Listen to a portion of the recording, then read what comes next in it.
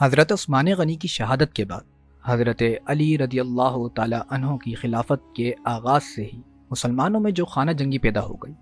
اس کا خاتمہ حضور اکرم صلی اللہ علیہ وسلم کی پیش گوئی کے مطابق حضرت علی کے جانشین حضرت امام حسن رضی اللہ تعالی عنہ کے ہاتھوں ہوا۔ حضور اکرم صلی اللہ علیہ وسلم نے اپنے ہر دل عزیز نواسے کے بارے میں یہ بشارت سنائی تھی کہ میرا یہ سردار بیٹا، امید ہے کہ اللہ اس کے ذریعے مسلمانوں کی دو بڑی جماعتوں کے درمیان صلح کروائے۔ چنانچہ حضرت علی رضی اللہ تعالی عنہ کے بعد جب خلافت کے مسئلے میں اختلاف ہوا تو آپ نے خلافت کی ذمہ داری حضرت امیر معاویہ رضی اللہ تعالی عنہ کے سپرد کر دی اور خود کو اس جنگ سے دستبردار کر لیا۔ تاریخ اسلامی کا یہی وہ سال ہے جسے عام الجماعت یعنی اجتماعیت واپس آ جانے کا سال کہا گیا۔ حضرت امام حسن نے اختلاف ختم کرنے کے لیے اگرچہ خود کو دستبردار کر کے حضرت معاویہ کو خلافت کی ذمہ داری سونپ دی، لیکن حضرت امام حسن کے چھوٹے بھائی حضرت امام حسین اس فیصلے سے راضی نہ تھے، پھر بھی اپنے بھائی کے اس فیصلے کا احترام کرتے رہے اور پھر رفتہ رفتہ حضرت معاویہ سے تعلقات بھی خوشگوار ہو گئے۔ اور کیوں خوشگوار نہ ہوتے کہ تعلقات کی خوشگواری میں جو چیزیں اصل محرک ثابت ہوتی ہیں وہ حضرت معاویہ اور حضرت امام حسن اور امام حسن میں اچھی طرح موجود تھی۔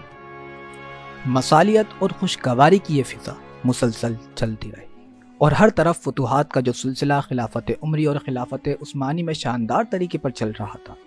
درمیان میں اختلافات کی وجہ سے کچھ ٹھنڈا پڑ جانے کے بعد پھر سے اپنی پرانی شان پر شروع ہو گیا اور اسلامی سلطنت کا دائرہ سرداری کی اعلیٰ ترین خصوصیات کے حامل حضرت امیر المؤمنین حضرت معاویہ کی حکمت و تدبیر کے نتیجے میں مزید وسیع ہوتا چلا گیا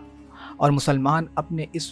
حلم و بردباری کے پیکر امیر کے ساتھ آرام اور سکون، انصاف اور عفو و درگزر کی فضا میں زندگی گزارتے رہے۔ حضرت میں بخوبی اندازہ لگایا جا سکتا ہے۔ حضرت معاویہ نے یہ دعا کی کہ اے اللہ، اگر تو جانتا ہے کہ میں نے اس کو اس کی اہلیت کی بنا پر ولی عہد بنایا ہے تو اس کی ولایت کو تو تکمیل تک پہنچا دے، اور اگر میرا یہ کام اس لیے ہے کہ مجھے اس سے محبت ہے تو پھر تو اسے پورا نہ ہونے دے۔ حضرت معاویہ کی اس نیک نیتی کو علامہ ابن خلدون بیان کرتے ہوئے لکھتے ہیں کہ امیر معاویہ کے پیش نظر اس کے علاوہ کچھ اور نہ تھا کہ امت میں اتحاد و اتفاق قائم رہے، اور اس اتفاق کے لیے ضروری تھا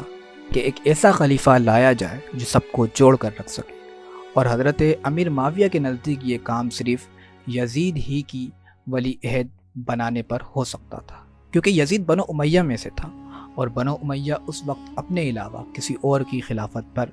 راضی نہیں ہو سکتے تھے، کیونکہ وہ قریش بلکہ پوری ملت کا سب سے بڑا با اثر اور طاقتور گروہ تھا،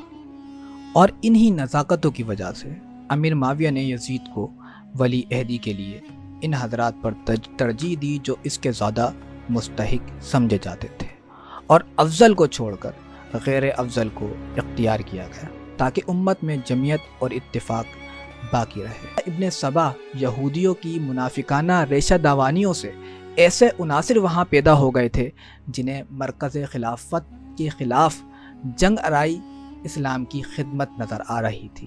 چنانچہ یہ متعدد عوامل اور محرکات ہیں جنہوں نے اس مسئلے میں خوب رول ادا کیا اور اسے ایک ناقابل فراموش اور المناک جنگ میں تبدیل کر دیا۔